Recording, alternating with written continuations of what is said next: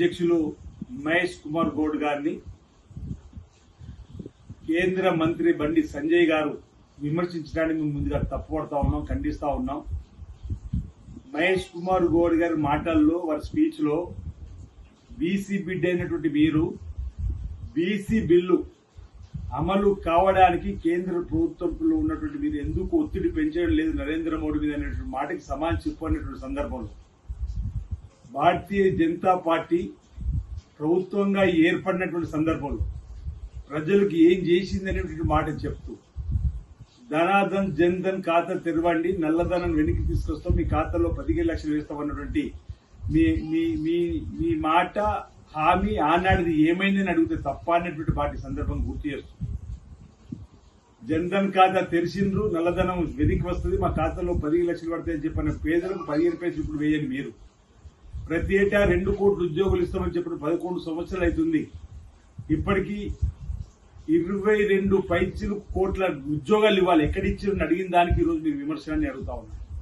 ఈరోజు బీసీ బిడ్డలు నోటి కాడికి వచ్చినటువంటి బుక్కను ఎత్తగొట్టకండి, షెడ్యూల్ 9 లో చేర్చుకొని చెప్పిన గట్టిగా బీసీ బిడ్డగా మీరు రావాలి ముందుగా చెప్పినప్పుడు మిమ్మల్ని భారతీయ జనతా పార్టీ అధ్యక్ష పదవి నుంచి తొలగించిన రోజు నేను గలం విప్పినా బీసీ బిడ్డగాని మహేష్ కుమార్ గౌడ్ మాట్లాడిన తీరులో ఎక్కడ విమర్శ కనిపిస్తుందని అడుగుతాను మిమ్మల్ని.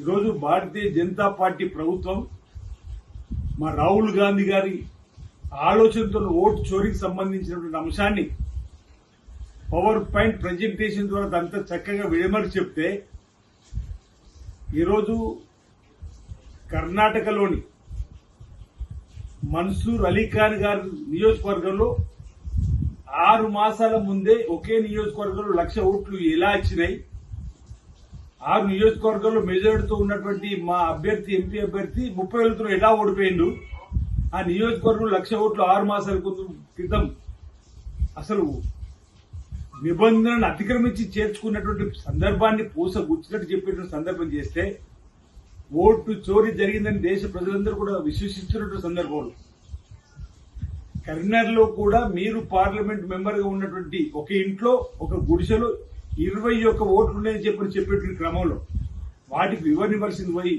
బీసీ బిడ్డ అయినటువంటి బీసీ బిడ్డ అయినటువంటి మహేష్ కుమార్ గౌడ్ గారిని విమర్శించేటువంటి కార్యక్రమం చేయడం, వారి దిష్టిబొమ్మను దగ్ధేసే కార్యక్రమం చేపట్టే సందర్భంలో మా నాయకత్వం కూడా మీ దిష్టిబొమ్మను దగ్ధేసే కార్యక్రమం మొదలు పెడుతున్న తరుణంలో ఓ ఘర్షణాత్మకమైనటువంటి వాతావరణం తెరలేపింది మీరు కాదని అడుగుతాం.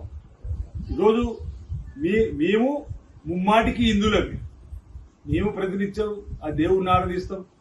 ఈ భారతదేశంలో ఉన్నటువంటి వాళ్ళందరూ కూడా మెజార్టీ పీపుల్ హిందువులే. అందరూ రాముని మొక్కుతారు, అందరూ హనుమంతుని మొక్కుతారు, అందరూ పరమేశ్వరుని మొక్కుతారు, అందరూ వెంకటేశ్వరుని మొక్కుతారు. కానీ మేమేదో హిందూ ధర్మమే కాపాడతామని, మీ లేకపోతే ధర్మమే లేని విధంగా మాట్లాడారు. అసలు బీజేపీ పార్టీ ఎప్పుడొచ్చింది? సనాతన ధర్మాన్ని కాపాడుతూ మన హైందవ సంస్కృతి కాపాడుతూ మనందరూ కూడా ముందుకు పోతున్న తరుణంలో ఎన్నికలు వచ్చినప్పుడు దేవుడి పేరును మతాన్ని అడ్డుపెట్టుకుని మీరు వస్తుండ్రు, ప్రజలు జాగ్రత్తగా ఉండమని చెప్పని మా జనహిత పాదయాత్రలో మా మహేష్ కుమార్ గౌడ్ గారు మాట్లాడినటువంటి మాటలు ఎలా తప్పవుతాయని చెప్పని అంటున్నాం. ఎన్నికల ముందు మీరు అక్షింతలు పంపిస్తుండే, అక్షింతలు పంపించి రాజకీయం చేయడం సరికాదని చెప్పని మాట అంటే ఏ విధంగా తప్పవుతుందని చెప్పి అంటున్నాం. మేము ముమ్మాటికి హిందువులమే, మేము ఈ దేవాలయాలు దర్శించుకునే వాళ్ళమే. కానీ మీ ఎన్నికలప్పుడు దేవుడిని అడ్డుపెట్టి ఓటు అడగమన్నట్టు మాటలు మా మహేష్ కుమార్ గారు కూడా చెప్తే దాన్ని కూడా మీరు తప్పుడు విధంగా మాట్లాడాలని మేము తీవ్రంగా తప్పడుతా ఉన్నాం. ఈరోజు రోహింగ్యాలు ఇప్పుడు ఏదైతే దేశంలో చొరబడుతుందో చెప్పండి, 11 ఏళ్ళుగా మీరే రాజ్యం వెళ్తున్నారు కదా, ఆ రోహింగ్యాలను వెంట దొరకబట్టి వెనక్కి పంపించే ఏర్పడి ఎవరద్దంటున్నారు. వారు అక్రమంగా చొరబాటుకు వస్తుంటే మీరు ఆపంగా ఎవరద్దన్నారు. ఈరోజు ప్రతిదీ మేము కులగణన జరిపితే వాళ్ళు మతగణన జరిపినట్టుగా 10% మీరు ఇస్తున్నారు, అందుకే మేము అడ్డుకుంటామని చెప్పాను. అరే బల్క్ గా 42% బీసీలు రిజర్వేషన్.